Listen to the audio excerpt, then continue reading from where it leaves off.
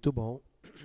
Já estamos ao vivo e a cores, acompanhados do Festuce, certo? Irmão querido, vários aqui dessa casa que há décadas estão conosco. Para vocês que nos acompanham pelas mídias sociais, vamos chegar espiritualmente também à nossa casa. Ainda peço desculpas pelo rame-rame da voz por conta da secura aqui. Nós vamos então chegar mentalmente, espiritualmente à nossa casa, para que esses sejam momentos restauradores. E por isso nós vamos pedir para a Sene fazer a oração de abertura e em seguida o João Pedro fará a leitura da lição da noite. Boa noite a todos, bem-vindos a mais um estudo do Evangelho segundo o Espiritismo. E antes de iniciarmos o estudo propriamente dito, vamos entrar nessa sintonia através da prece, fechando os nossos olhos, elevando os nossos pensamentos, respirando profundamente e nos envolvendo com essa atmosfera benéfica e salutar dessa casa de oração. Peçamos o auxílio dos amigos espirituais que nos acompanham, aos amigos, aos benevolentes trabalhadores dessa casa, os encarnados e desencarnados, a todas as equipes socorristas, as equipes médicas, as equipes regeneradoras e as equipes afins a esse nosso estudo, para que estejam conosco nos dando o reto discernimento e o entendimento das máximas da Boa Nova. Que a gente possa, por alguns segundos, deixar lá fora todas as nossas preocupações, as nossas inquietudes, e possamos estarmos aqui integralmente, de corpo, de alma e de coração. Vamos agradecer a Deus a oportunidade dessa reunião, agradecer a Jesus pelas máximas que Ele nos trouxe, e vamos fazer juntos a prece que Ele mesmo nos ensinou. Pai nosso que estais nos céus, santificado seja o vosso nome, venha a nós o vosso reino, e seja feita a vossa vontade, assim na terra como no céu. O pão nosso de cada dia dai-nos hoje, Senhor, perdoai as nossas dívidas, assim como nós perdoamos os nossos devedores.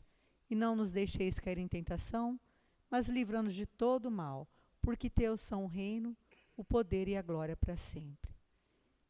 E com o amparo do patrão da nossa casa, Eurípides Barçanufo, Dr. Bezerra de Menezes e sua falange de amor e de cura, e em nome de Deus e em nome de Jesus, damos por iniciados os nossos estudos dessa noite. Que assim seja, graças a Deus.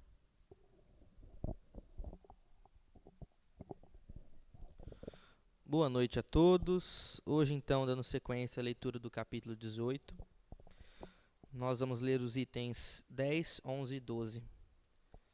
A quem muito foi dado, muito será pedido. Porque aquele servo que soube a vontade de seu senhor e não se apercebeu e não obrou conforme a sua vontade, dar-se-lhe-ão muitos açoites. Mas aquele que não a soube e fez coisas dignas de castigo, levará poucos açoites. Porque a todo aquele a quem muito foi dado, muito será pedido. E ao que muito confiaram, mais contas lhe tomarão. Lucas, capítulo 12, versículos 47 e 48. E Jesus lhe disse: Eu vim a este mundo para exercitar um juízo, a fim de que os que não veem, vejam, e os que veem se tornem cegos. E ouviram alguns dos fariseus que estavam com ele, e lhe disseram: Logo, também nós somos cegos? Respondeu-lhes Jesus: Se vós fosseis cegos, não teríeis culpa. Mas como agora mesmo dizeis, nós vemos, fica subsistindo o vosso pecado. João, capítulo 9, versículos 39 a 41. Estas máximas encontram, sobretudo, a sua aplicação no ensinamento dos Espíritos. Quem quer que conheça os preceitos do Cristo é seguramente culpado, se não os praticar. Mas, além de não ser suficientemente difundido o Evangelho que os contém, senão entre as seitas cristãs, Mesmo entre estas, quantas pessoas existem que não o leem? E entre as que o leem, quantas não o compreendem? Disso resulta que as próprias palavras de Jesus ficam perdidas para a maioria. O ensinamento dos espíritos, que reproduz essas máximas sob diferentes formas, que as desenvolve e as comenta, pondo-as ao alcance de todos, tem isto de particular, ou seja, não é circunscrito. Assim, todos, letrados ou não, crentes ou descrentes, cristãos ou não cristãos, podem recebê-lo, pois os espíritos se comunicam por toda parte. Nenhum dos que o recebam diretamente ou por intermédio de outros pode pretextar ignorância, ou pode desculpar-se com a sua falta de instrução ou com a obscuridade do sentido alegórico. Aquele, pois, que não o põe em prática para se melhorar, que o admira apenas como interessante e curioso, sem que seu coração seja tocado, que não se faz menos fútil, menos orgulhoso, menos egoísta, nem menos apegado aos bens materiais, nem melhor para o seu próximo, é tanto mais culpado quando teve maior facilidade para conhecer a verdade. Os médiuns que obtêm boas comunicações são ainda mais repreensíveis por persistirem no mal, pois escrevem frequentemente a sua própria condenação. E se não estivessem cegos pelo orgulho, reconheceriam que os espíritos se dirigem a eles mesmos. Mas, em vez de tomarem para eles as lições que escrevem, ou que veem os outros escreverem, sua única preocupação é a de aplicá-las a outras pessoas, incidindo assim nestas palavras de Jesus: Vedes um arqueiro no olho do próximo e não vedes a trave no vosso. Vê capítulo 9, item número 9. Por essas palavras, se fosseis cegos, não teríeis culpa, Jesus confirma que a culpabilidade está na razão do conhecimento que se possui. Ora, os fariseus, que tinham a pretensão de ser, e que realmente eram, a parte mais esclarecida da nação, tornavam-se mais repreensíveis aos olhos de Deus que o povo ignorante. O mesmo acontece hoje. Aos espíritas, portanto, muito será pedido, porque muito receberam, mas também aos que souberam aproveitar os ensinamentos, muito lhes será dado. O primeiro pensamento de todo espírita sincero deve ser o de procurar, nos conselhos dados pelos espíritos, alguma coisa que lhe diga respeito. O espiritismo vem multiplicar o número dos chamados.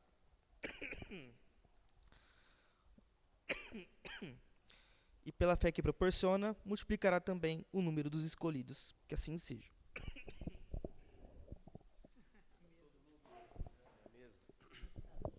Tem água aí, João?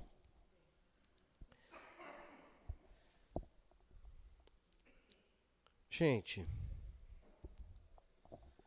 nós estamos no capítulo cujo título é Muitos os chamados, poucos os escolhidos.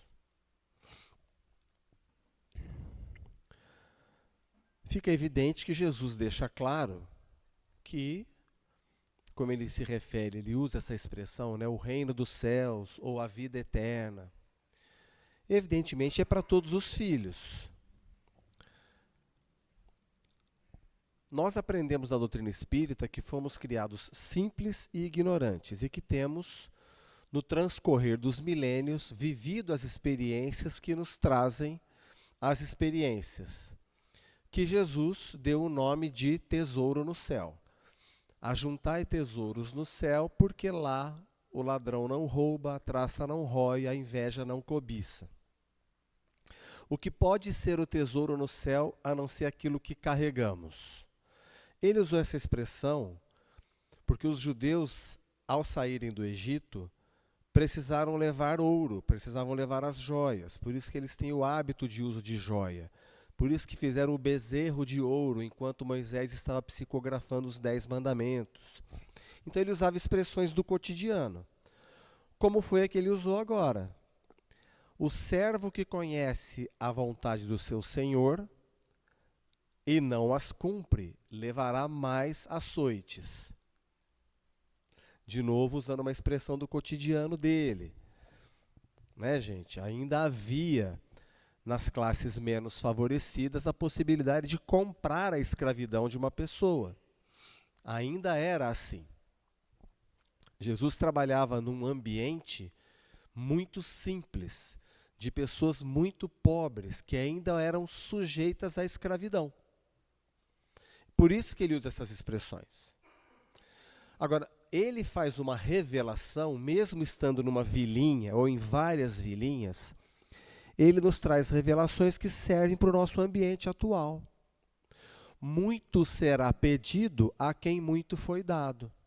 E é justo.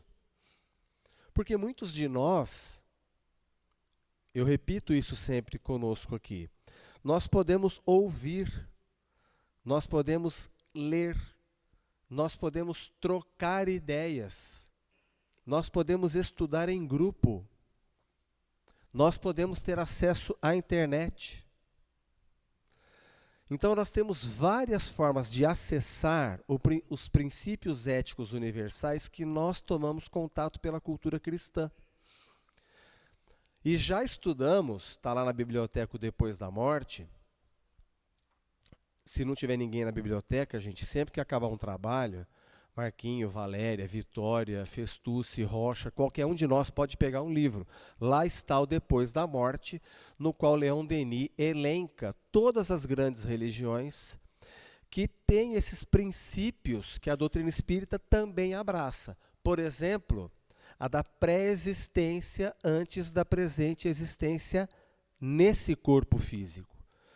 Construímos outros corpos físicos para trabalhar a nossa evolução, a nossa maturidade, porque só se cresce na experiência. E se a experiência for no meio da diversidade, a possibilidade de aprender com o diverso, por óbvio. Eu estou num ambiente diverso, eu vou aprender mais. Eu sempre repito aquela comparação de que nós estamos evoluindo no plano espiritual também, mas nos reunimos por afinidade. E por afinidade, é gostoso você estar do lado de gente que você gosta, que te respeita, que não fala mal de você, que não te trapaceia, que não te calunia.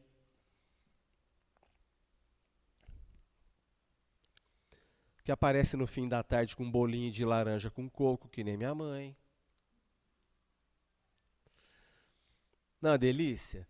Agora, é lá no ambiente de trabalho, o ego cegando o eu, porque eu preciso ter aquele apartamento igual ao do outro, aquela casa igual ao do outro, aquele carro igual ao do outro, aquele coisa. Eu condiciono a minha felicidade à conquista de coisas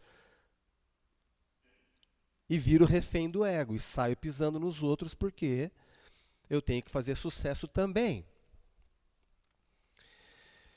E aí, como diz o nosso estimado professor Allan Kardec no Livro dos Médiuns, nenhuma loucura começa grande. Né? A invigilância vai nos colocando em caminhos que as coisas podem ir piorando, se não vem algo que nos dê um tranco. Normalmente é quando a gente enfia a cara no muro, quando a gente não percebe que a nossa existência está a reboque do ego e não conduzida pelo eu. Porque o eu, ele é feliz quando ele realiza valores. E isso quer dizer ajuntar tesouros no céu, porque eu vou carregar comigo a minha capacidade de compreender. Eu carregarei comigo a capacidade de ser empático. Eu carregarei comigo a capacidade de não julgar pelas aparências. Eu carregarei comigo o esforço em não ser egoísta, em prestar atenção no meu orgulho, em reparar o meu entorno, em reconhecer que eu tenho privilégios diante de uma sociedade tão diversa. E que por isso a mim muito foi dado. Portanto, muito me será pedido. E é justo. É justo. Então, é muito importante estarmos atentos a essa revelação. Eu falo revelação Porque Jesus não é o legislador é o nosso estimado Papai do Céu. Jesus é o revelador, é o professor, é o educador. E ele vem e diz, muito será pedido a quem muito foi dado. Então, combinando o muito será pedido a quem muito foi dado, nós vamos retomar a parábola dos talentos. O reino do céu se assemelha a um senhor que, partindo em viagem, confiou seus talentos aos seus servos. A um deixou 1, 3 e 5.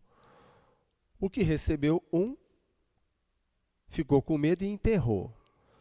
O que recebeu 5 fez mais 5, 3 mais 3, e esse que recebeu 1 e enterrou, devolveu, mas foi severamente castigado.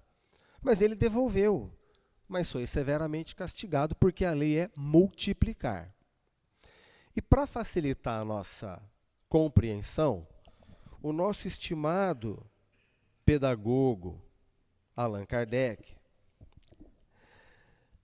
que na condição de professor e Leon Denizar Rivaio, trabalhou muito politicamente, não partidariamente. Importante a gente distinguir.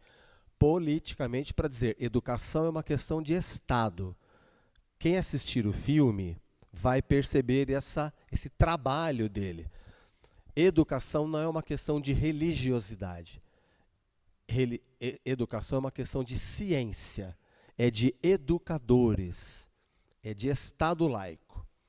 Ele fez esse esforço e, na condição de pedagogo, conseguiu e nos deixa alguns exemplos para facilitar a nossa compreensão. Olha aqui, ó.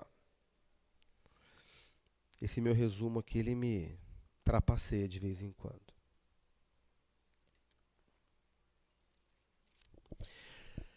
Portanto, aquele que não aproveita essas máximas para melhorar-se, que as admira como coisas interessantes e curiosas, mas sem que lhe toque o coração, que não se torne nem menos vão. O que é ser vão? É ser à toa? Disse coisas em vão. Fez coisas em vão. Eu acho que isso a gente consegue apalpar. O amor é mais difícil de apalpar. Mas como a gente tem defeito, fica mais fácil de reconhecer o defeito nos outros. Então, como é que a gente é menos vão? Prestando mais atenção no conteúdo da nossa conversa? Como é que é o conteúdo da nossa conversa no decorrer do nosso dia? E a gente tem conversado bastante pelo WhatsApp, pelas mídias sociais, né? Como é que nós estamos filtrando os grupos de WhatsApp que a gente participa? Quanto tempo nós temos dedicado a ler mensagens que nada nos servem? Dá para a gente apalpar isso? O professor Allan Kardec nos dando exemplos. Muito será pedido a quem muito foi dado. Ok, eu admiro essas palavras, mas eu estou me esforçando para ser menos vão. E aí no menos vão a gente abriu parênteses e a gente está lá. 1, 2, 3, 4, 10. Conteúdo das nossas conversas no ambiente de trabalho. Conteúdo das nossas conversas com familiares.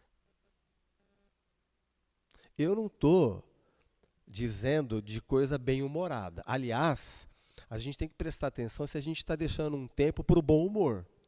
Porque sem bom humor, a gente pode estar coberto de razão, mas né? Com leveza, tudo com leveza, fica mais gostoso, né? Fica mais... A gente está... Me ajuda? Mais fácil. E não é o fim do mundo, né? Não precisa ser Jesus Cristo para poder separar um tempinho para o bom humor. Não precisa ser como aquele exemplo do Ariano Suassuna. Já tem gente rindo, já, porque a Ariano Suassuna lá vem palhaçada. Que uma vez no programa do Jô, ele falou assim, eu sou contra essa história de falar mal das pessoas na cara. Constrange quem fala, constrange quem escuta. Ele falou, custa ter um pouquinho de paciência, você espera a pessoa virar as costas e malha ela. A Isildinha detestou essa brincadeira, mas é uma piada. É evidente que a gente não se ocupa desse conteúdo. E veja, lá no Livro dos Espíritos, Allan Kardec pergunta para o Espírito Verdade se primeiro vem o desenvolvimento intelectual ou moral. E o Espírito Verdade responde, primeiro o desenvolvimento intelectual. Porque aí a gente faz uma análise se presta, se não presta. Se é vão, se não é. Porque tem coisa que é gostosa, mas não presta. Estou errado? Isildinha. Tem coisa que é gostosa, mas não presta. Certo? Certo. Vamos lá. Jesus diz, onde estão os cadáveres, ali estão os corvos. Então, nós temos o cuidado, a vigilância do conteúdo da nossa conversa. Nós estamos falando mal de alguém, formamos sintonia. É verdade? É uma difamação? Nós não temos certeza? Estamos sendo vãos. Então, repara que nós conseguimos analisar a qualidade do conteúdo da nossa conversa, do que escrevemos nas mídias sociais, do tempo que dedicamos aos grupos de WhatsApp. Gente, tem tanto livro bom para ler. Aqui todo mundo já leu a obra do Chico Xavier, 415 livros. E vocês sabem que o Allan Kardec não lia livro espírita, né? Vocês sabiam disso? Não existia, né?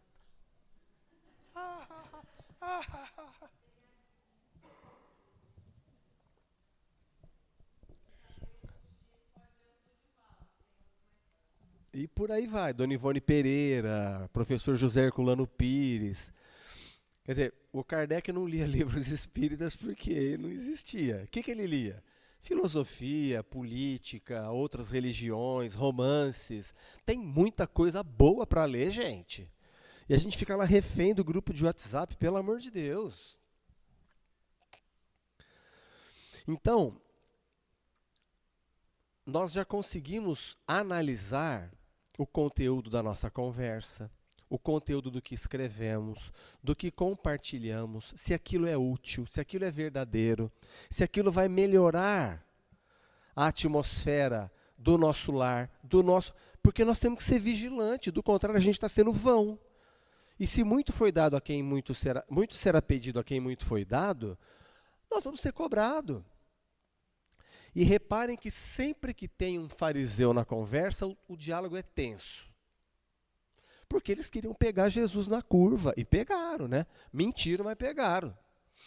Mentiram, mas pegaram. Propagaram uma informação sabidamente inverídica. O que é isso, gente? Fake news. Dizendo que ele queria tomar o lugar, né? Porque ele se dizia, a hora que não é que ele se compara a Deus, a hora que ele fala eu e o Pai somos um.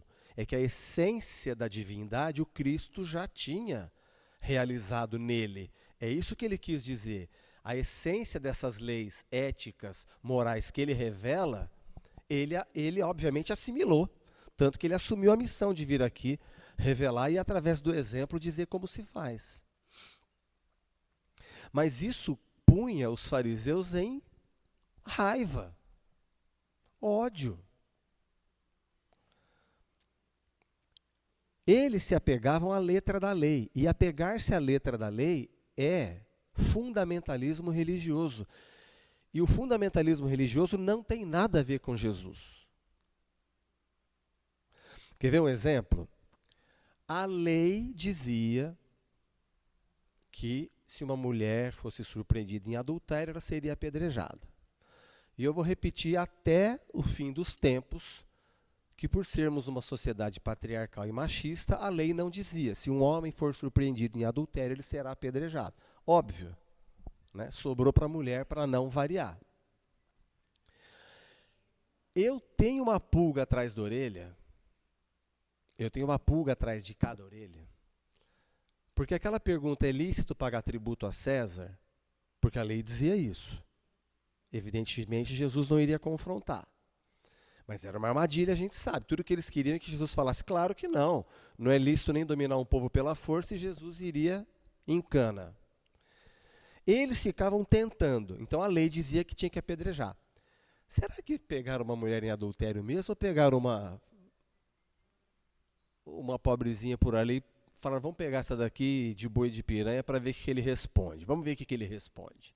Uma hora a gente pega ele. E não conseguiram pegar, porque ele contra-argumentava, e ao contra-argumentar, faltando argumento, o que há em vários trechos dos evangelhos, e eles passaram a mão em pedras para o apedrejar. E ele dava no pé, porque ele ainda tinha uma missão a cumprir aqui na terra. Mas é uma pulga que eu tenho atrás da orelha, tá, gente? Eu só quis dar um exemplo de que Jesus, ele disse, quem tiver sem pecado, atire a primeira pedra. Então, olha o ódio. Como assim? Ele já fala que o certo é perdoar e não o olho por olho, dente por dente. Está amolecendo o caráter da juventude judaica, como diziam os fariseus mais ortodoxos. Ele vive andando com um pobre que não se lava as mãos para comer. E a letra da lei, o texto diz que tem que lavar a mão. O pessoal não tinha nem onde dormir, onde comer, que dirá onde lavar a mão. A letra da lei diz que é para apedrejar. Ele fala, inventou uma história aí que não. Percebe que é uma ação que ele não veio agradar o poder estabelecido. Ele veio libertar quem estava sofrendo a opressão do preconceito. E veio trazer esperança. Por isso que ao dizer a parábola da mostarda, do grão de mostarda, ele não usa como figura um gavião, um leão, uma águia, né, que são símbolos de poder. Ele fala um grãozinho de mostarda, porque era gente muito pobre, abandonada, numa vilinha, em várias vilinhas. Mas ele fala, o grão de mostarda cresce, vira uma árvore de 4 metros. A vida está operando. Deus está vendo. Vamos confiar. Era a forma que ele encontrou de levar esperança para aquele povo. Nos dias de hoje, vejo tanto que isso é válido. Mas nós não tem como negar que somos privilegiados pela possibilidade de termos os talentos da visão, do discernimento, da capacidade de se instruir, mas nós precisamos deixar de ser vãos. Aproveitando o nosso tempo.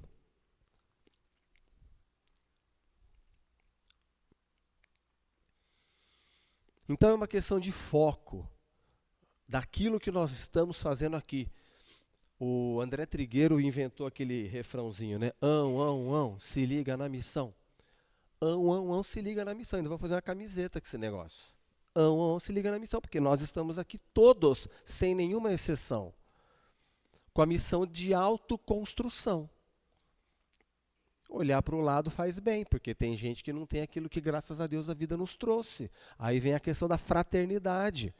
Então, bendita a oportunidade do reencarne na diversidade para ter a oportunidade de ser fraterno. Porque na homogeneidade, como é que eu vou ser fraterno? Está tudo bem? Está todo mundo bem? Mas na diversidade, ou seja, a fraternidade é uma lição que ainda precisamos aprender. O que o Pai na infinita misericórdia faz? Nos coloca na melhor escola. Se teu filho te pede pão, você dá pedra? Não, você dá pão. Mas vocês que são orgulhosos, egoístas, dão os melhor para o filho de vocês. Deus não. Aqui, ó. O reencarne nessa sociedade, o reencarne nessa família. E não significa essa gratidão, esse reconhecimento ser complacente com o erro. Não. Assim como ele esteve numa sociedade diversa e preconceituosa, nós estamos numa sociedade diversa e preconceituosa. E nós vamos dar o testemunho desses valores que o Cristo nos oferece. E aí vem aquela luta íntima de alinhar nossa conduta às recomendações do Mestre.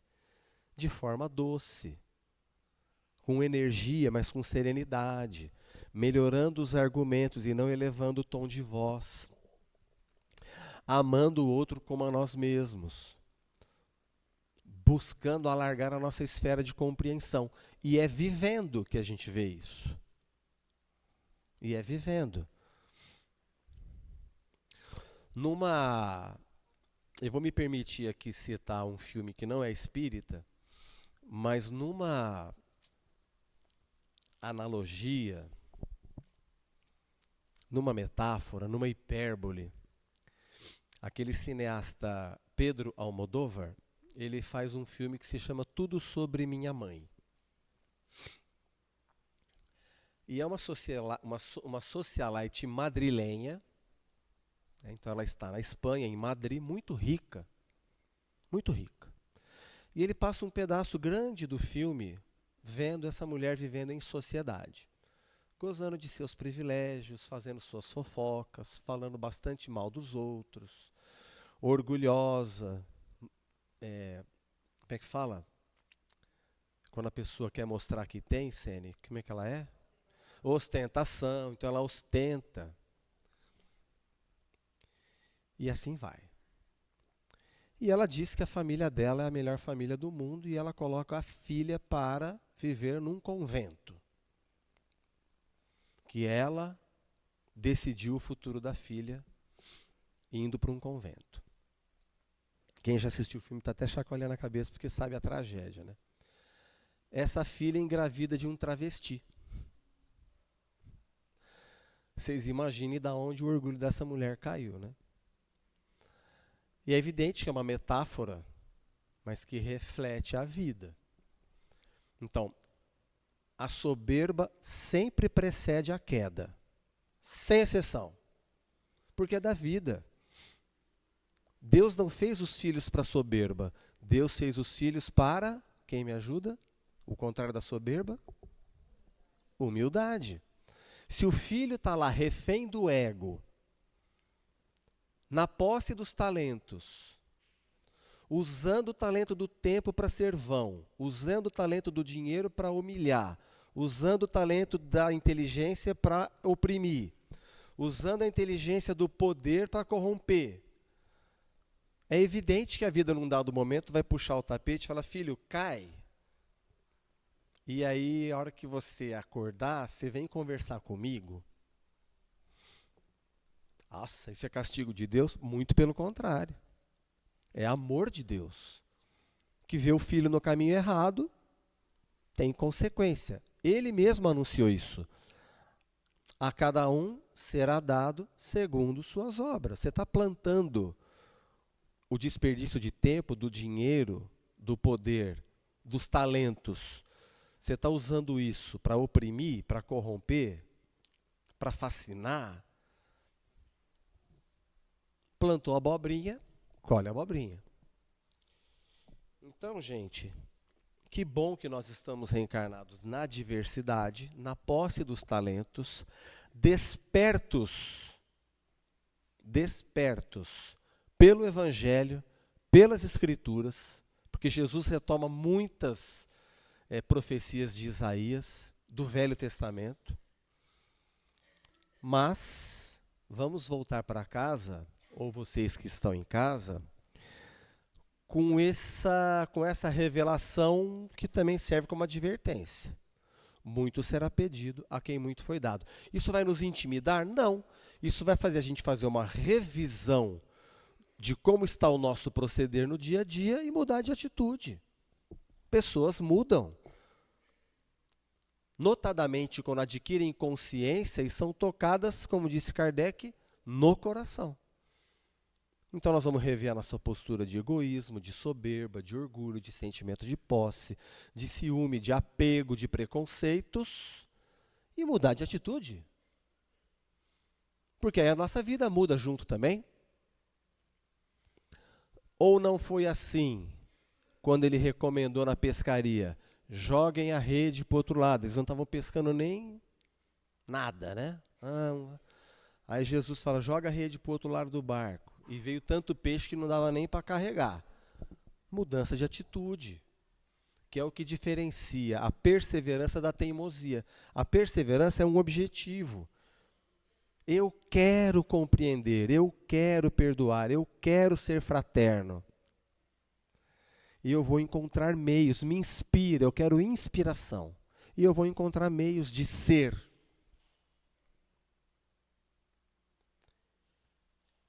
e vou entender que ter é importante, desde que, na escala de tempo que eu me dedique mais a ser do que a ter. Porque se eu estiver me dedicando mais a ter, eu sou refém do ego. E o eu está infeliz. Porque o eu nasceu para ser feliz. Mas ele tem que conduzir o ego e não o contrário. Tudo bem? Passei do tempo de novo. Alguma pergunta?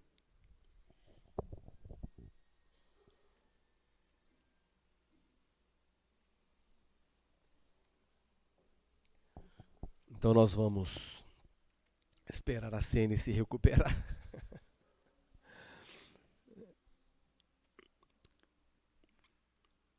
A Lúcia está conosco no salão. Cadê a Lúcia?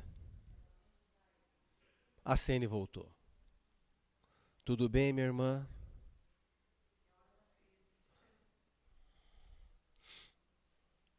A Adriana, na segunda-feira passada, ela chegou um pouquinho atrasada. Não é que atrasada, eu já tinha começado a palestra. Ela trouxe um recado que nós não conseguimos repercutir, mas eu vou falar agora.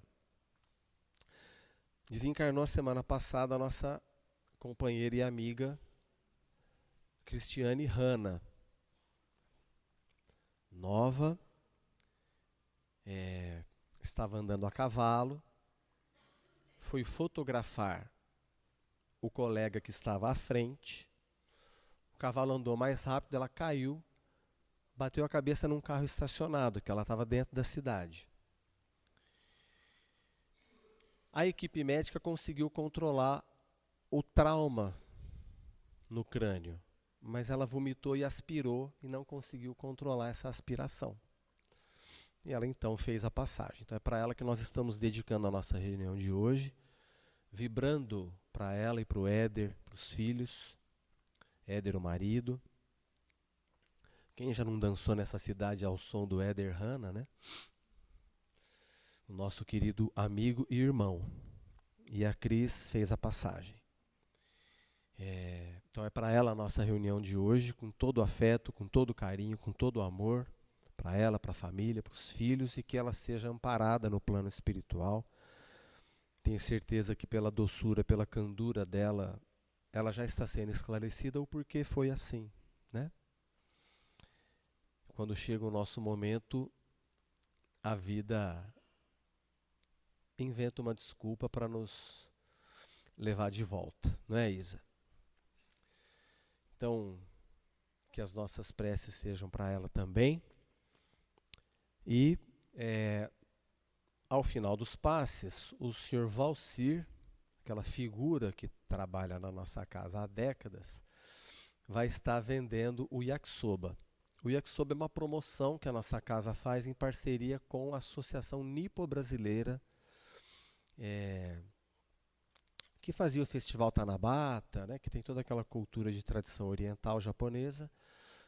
É uma associação co-irmã nossa, porque há décadas diretores associados de lá frequentam a casa conosco, nos ajudaram desde o início da construção da creche Vovó Meca, e agora os recursos estão indo para a reforma do ginásio Apóstolo Paulo. É toda essa soma de esforços que nós conseguimos continuar trabalhando, servindo, apesar das nossas imperfeições, sendo cada vez menos vãos e procurando ser cada vez mais úteis, né?